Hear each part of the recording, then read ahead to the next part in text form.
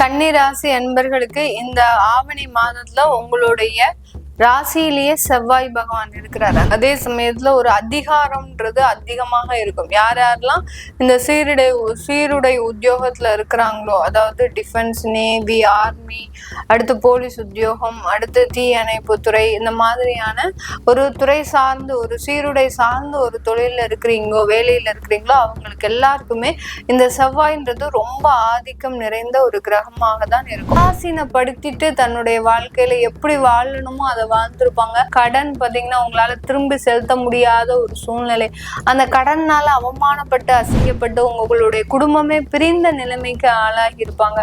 எவ்வளவோ வாழ்ந்து சாதித்த இந்த சிம்மராசி என்பவர்கள் இப்ப வாழ்றதுக்கே பயப்படக்கூடிய ஒரு நபர்களாக மாறிட்டாங்க. 8ஆம் இடத்துலயும் அந்த சனி பகவான் வக்கரமாக இருக்கிறதுனால இது நாள் வரைக்கும் வேலையில்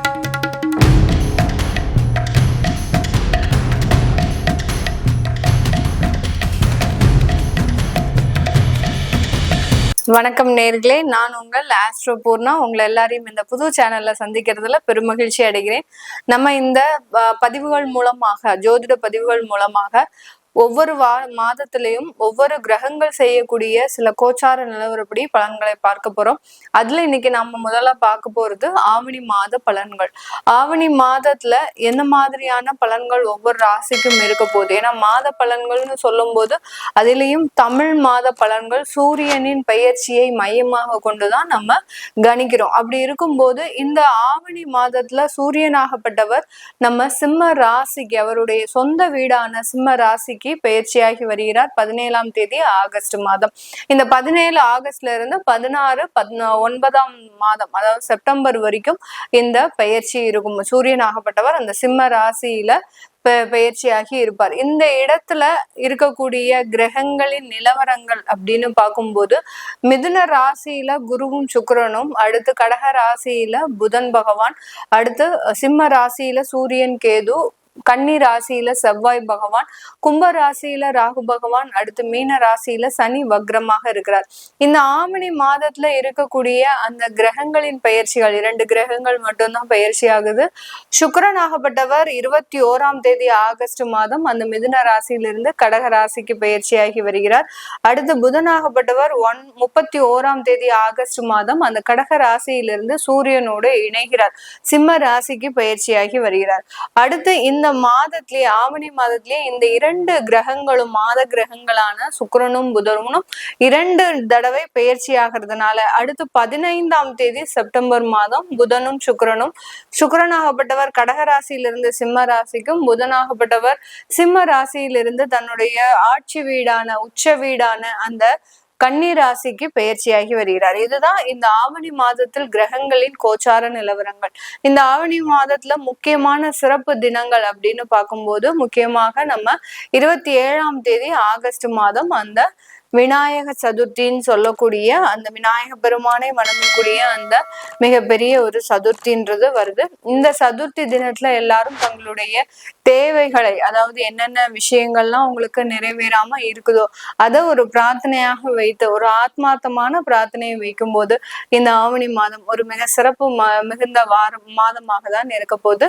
இப்போ நம்ம ஒவ்வொரு ராசிக்கும் உண்டான பலன்களை பற்றி பார்க்கலாம். கன்னி ராசி அன்பர்களுக்கு இந்த ஆவணி மாதத்துல உங்களுடைய ராசியிலேயே செவ்வாய் பகவான் இருக்கிறார். அந்த செவ்வாய் பகவான் அப்படின்னு சொல்லும் போதே ஒரு கர்வமா இருக்கக்கூடிய ஒரு கிரகம் தான். அதாவது சூடா இருப்போம், ஃபாஸ்டா இருக்கும், அதே சமயத்துல ஒரு அதிகாரம்ன்றது அதிகமாக இருக்கும். யாரெல்லாம் இந்த சீருடை உத்தியோகத்துல இருக்கிறாங்களோ, அதாவது டிஃபென்ஸ், நேவி, ஆர்மி, அடுத்து போலீஸ் உத்தியோகம், அடுத்து தீயணைப்பு துறை, இந்த மாதிரியான ஒரு துறை சார்ந்து ஒரு சீருடை சார்ந்து ஒரு தொழில இருக்கிறீங்களோ, வேலையில இருக்கிறீங்களோ, அவங்களுக்கு எல்லாருக்குமே இந்த செவ்வாய்ன்றது ரொம்ப ஆதிக்கம் நிறைந்த ஒரு கிரகமாக தான் இருக்கும். இப்படிப்பட்ட இந்த செவ்வாயாகப்பட்டது உங்களுடைய கன்னி ராசியின் மீதே பயணிக்கும் பயணிக்கும் போது சில தில்லான சில விஷயங்கள்லாம் உங்களுக்கு நடக்கும். அதாவது எதையுமே துணிஞ்சு செய்வோம், துணிஞ்சு இறங்குவோம் அப்படின்ற மாதிரியாக அந்த துணிச்சல்ன்றது அதிகமாக இருக்கக்கூடிய ஒரு நேரமாக தான் இந்த கன்னிராசி என்பர்களுக்கு இருக்க போகுது. பொதுவாகவே கன்னிராசி என்பர்கள் ரொம்ப துணிச்சல் மிக்கவரா அப்படின்னு கேட்டீங்கன்னா கிடையவே கிடையாது. கன்னிராசி என்பர்கள் துணிச்சலே கிடையாது, ரொம்ப திறமையை சார்ந்துதான் இருப்பாங்க. அவர்களினுடைய தொழில்நுட்பம் சார்ந்து, அதாவது ஒரு விஷயத்துல எப்படி ஒரு டாக்டிக்கா செயல்படணும், எப்படி ஒரு டெக்னாலஜி வைஸ் அதை இம்ப்ரூவ் பண்ணணும் அப்படின்ற மாதிரியாக எல்லாம் அந்த தொழில்நுட்பம் சார்ந்துதான் இவர்களுடைய குணநலன்களும் இருக்கும்.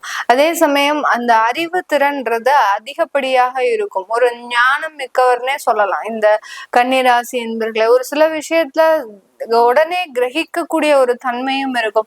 அந்த கோபமோ தேவையில்லாத ஒரு பேச்சுக்களோ ரொம்ப ஒரு அடாவடித்தனமோ இதெல்லாம் இந்த கன்னிராசி என்பர்களினுடைய குணங்களே கிடையாது. ஆனா இந்த ஆவணி மாதத்துல இந்த மாதிரியான குணங்கள்லாம் அதிகரிக்கக்கூடிய ஒரு தருணம்.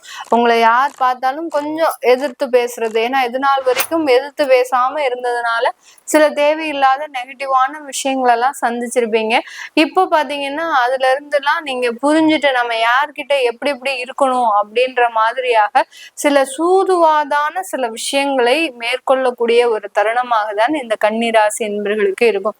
அதே செவ்வாய் அஷ்டமாதிபதியும் கூட இந்த கன்னிராசி என்பர்களுக்கு. அப்போ உங்களுக்கு இந்த மாதிரி பேசுறதுனால என்ன வரப்போகுது, சில பிரச்சனைகளும் வரும், தேவையில்லாத வழக்குகளும் வரும், தேவையில்லாத கடன் தொந்தரவுகளும் வரும். இந்த காலகட்டம் நீங்க வீடு மனையெல்லாம் வாங்கி போடக்கூடாது. மனை வாங்கினீங்க அப்படின்னா அதுல பெரிய அளவுக்கு சிக்கல்ல மாட்டிப்பீங்க. அந்த செவ்வாய் லக்னத்திலயோ இல்ல சந்திரன் மீதோ பயணிக்கும் போது இந்த மாதிரியான விஷயங்கள்லாம் உங்களுக்கு செய்யறதுக்கு வாய்ப்புகள் அதிகமாக இருக்கும். ஒரு குறைந்த விலையில ஒரு 4 ஏக்கர் நிலம், அடுத்து பாத்தீங்கன்னா ஒரு 10 சென்ட் நிலம், இந்த மாதிரியாக மனைகளா வாங்குறதுக்குண்டான ஒரு வாய்ப்புகள் வரும். குறைந்த விலையில வருது அப்படின்னாலே நீங்க என்ன நினைக்கணும், அங்க நம்ம ஏமாற்றப்படுறோம், தேவையில்லாத பிரச்சனைகளுக்கு நம்ம உள்ளாக போறோம் அப்படின்ற மாதிரியாக சில விஷயங்கள் உங்களுக்கு அமைப்பாக இருக்கும். அதனால அதுலலாம் ரொம்ப நீங்க கவனம் செலுத்தாமல் உங்களுடைய உத்தியோகத்துல மாத்திரம் கவனம் செலுத்துங்க. இந்த மாதம், இந்த ஆவணி மாதத்துல இந்த கன்னிராசி என்பவர்கள் நீங்க ரொம்ப கவனமாக இருக்க வேண்டிய விஷயம் உத்தியோகத்துல, வேலையில, உங்களுடைய தொழில்ல, இந்த மாதிரியான சம்பந்தப்பட்ட இடத்துல ரொம்ப கவனமாக இருந்துட்டீங்கன்னாலே போறோம். மிகப்பெரிய ஒரு சவால்களை சமாளிக்கக்கூடிய ஒரு திறமை அப்படின்றது அதிகப்படியாக வரும். இந்த காலகட்டம் உங்களுடைய உயர் அதிகாரிகள் உங்களை எப்போதுமே ப்ரெஷர் கொடுத்துக்கிட்டே இருப்பாங்க. சும்மாவே இருக்க மாட்டாங்க. ஏதாவது ஒண்ணு செஞ்சுட்டு போயிடு நீ வீட்டுக்கு, ஏதாவது ஒண்ணு இந்த ப்ராஜெக்ட இந்த மாதிரியாக கம்ப்ளீட் பண்ணிட்டு போயிடுங்க அப்படின்ற மாதிரியாக உங்களுக்கு ப்ரெஷர் கொடுத்துக்கிட்டே இருப்பாங்க. நீங்களும் அந்த வேலைகளே ரொம்ப திறம்பட செய்யணும்னு நினைச்சு அதுல ரொம்ப ஓவரா இன்வால்வ்மெண்ட் ஆகி உங்களுடைய திறமைகள் எல்லாமே அங்க பாதிக்கப்பட்டுரும்.